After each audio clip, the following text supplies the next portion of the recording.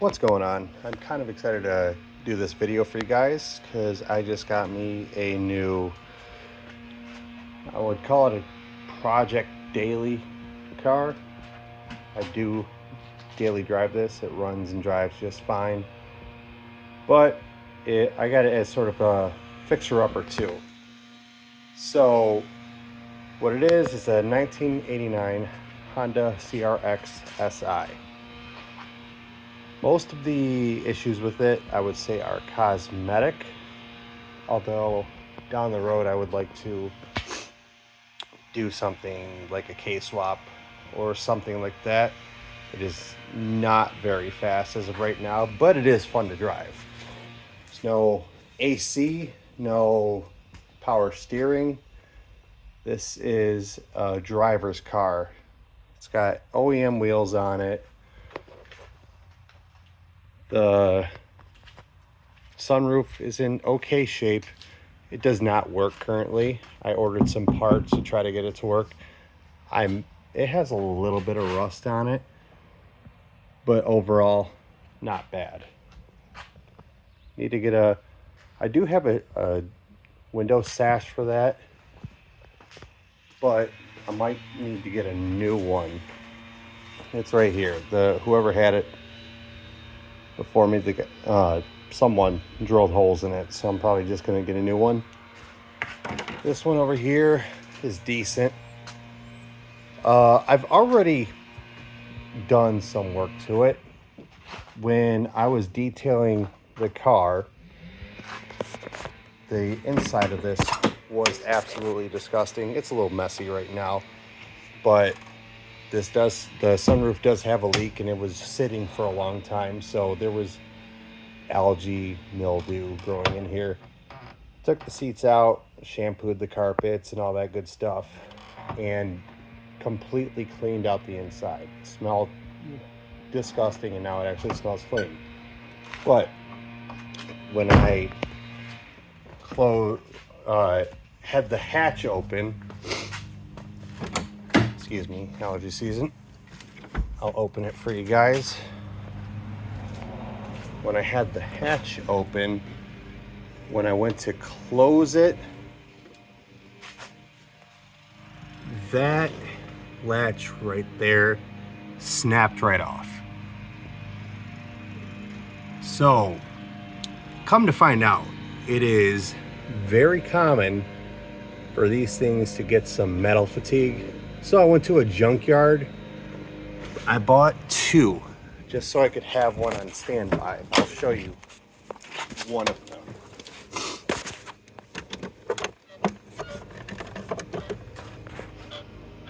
This is the one that snapped, just like that.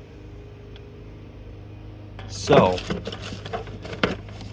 I didn't want to mess around with it because in the junkyard, the guy had a few of these CRXs. So the one that I have on there right now had a little bit of surface rust, kind of like this does. So what I did was just buffed it down with the wire wheel on my bench grinder. Then I just sprayed some Rust-Oleum on it. So hopefully that prevents any sort of rust to continue. I got this gasket right here, just so we could prevent water from leaking in. I'm gonna have to add some more because I haven't gotten this 100% aligned yet. As we'll find out. See, it just slightly rubs right there. Yeah, not too bad, but I'm gonna have to get some washers in there. See, it's not completely aligned, but doing it by yourself is a pain in the butt. But the guy before me did a decent amount of work to this, but it's far, far from perfect, as you can tell. I'm not going to do a hood, show you what's under the hood right now, because the hood cable is stretched out, so I'll just do that on another video. But he replaced the headlights there with glass. There's a new exhaust system on it, no cat. He replaced the rear taillights there with 1990 or 91, I can't remember.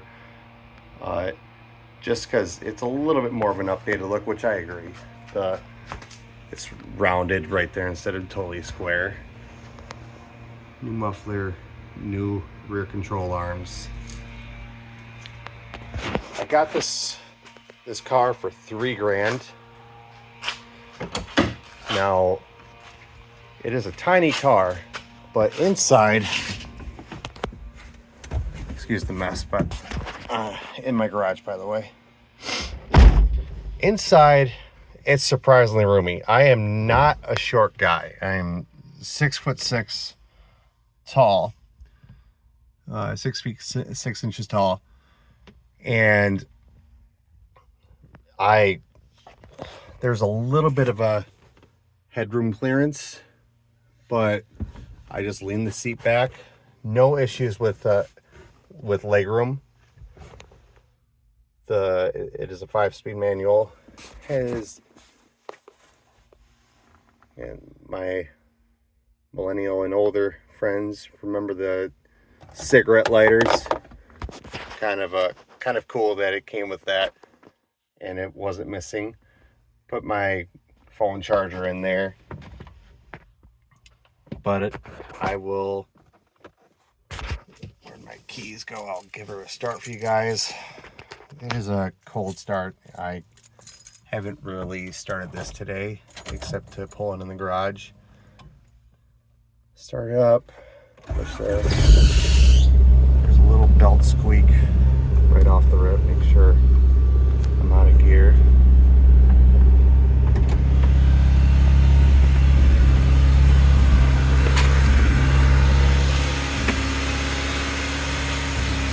It started idle pretty high.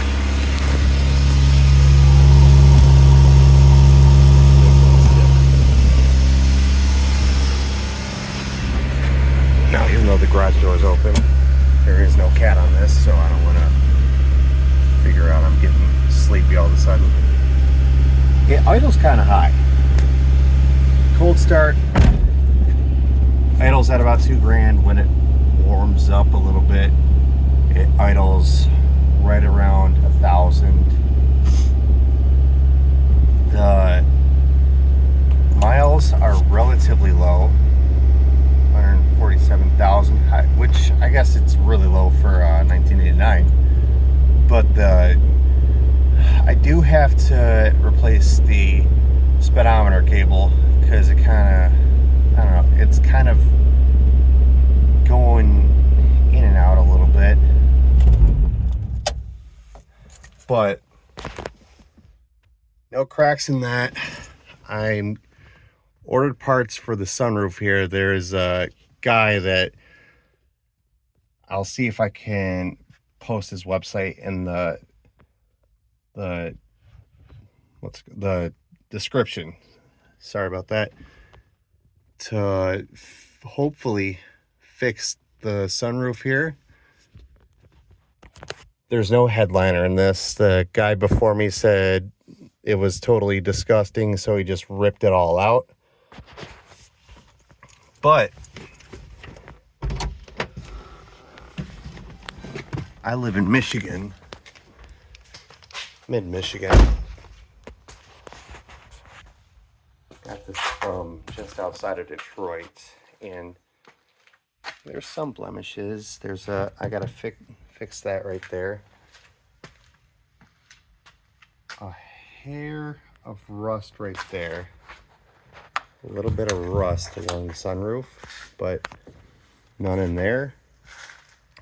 Don't bother with that. That's the gasket stuff that when I was trying to put this on by myself, I created a little bit of a mess and I got to get some goo going for that. But it's pretty rust free. I am pretty happy with this purchase. So if you guys want to follow me along on this little project that I have. It was resprayed red, which is pretty cool. It's in good shape.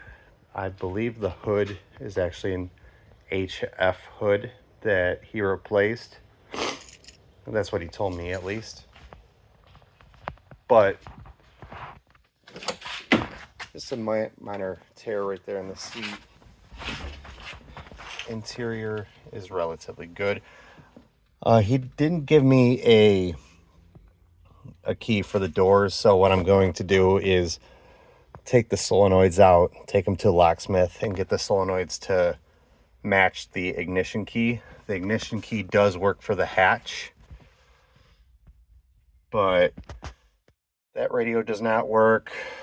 The clock does work. It's in overall good shape for being in Michigan. So if you guys want to join me in my journey to slowly and cheaply restore this little car that I have as a daily driver, subscribe, and I will keep you guys updated as to what I'm doing.